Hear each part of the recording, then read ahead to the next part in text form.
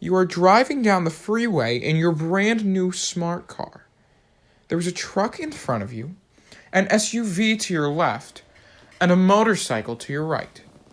Suddenly, the doors of the truck open so that the crates it's carrying fall out towards your car. You know that it cannot let itself get hit by the crates.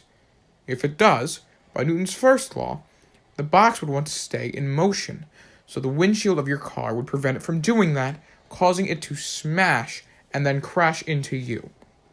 By Newton's second law, since the box weighs more than your windshield and yourself, because of that it has a greater force. By Newton's third law, the box hits you and the windshield and creates such a strong opposite force that it would break the windshield and your bones. The impact force of the crate is so great that you would most likely experience fatal injuries. The momentum of the crate is greater than the momentum of your car, so it would cause you to crash, and the box hits the windshield, not the road in front of you, so the crumple zone of your car would not be effective in this case. With this in mind, the car has to decide whether to swerve into the SUV or the motorcycle. But which one is the better choice? On the one hand, you could swerve into the motorcycle. By Newton's first law, the motorcycle's motion being abruptly stopped and the body wanting to stay in motion would cause the driver to go flying off and die.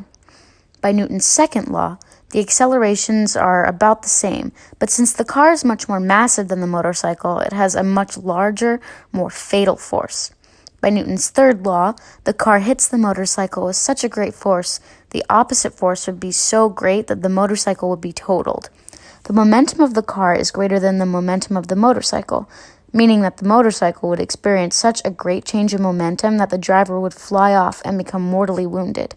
The impact force on the car of the motorcycle is so great that the motorcyclist would fly off, and the motorcycle would go off the highway, and the motorcycle does not have the same safety measures as the car, such as a frame, so the cyclist would experience more injuries. These facts prove that it is a bad idea to swerve into the motorcycle. On the other hand, you could swerve into the SUV.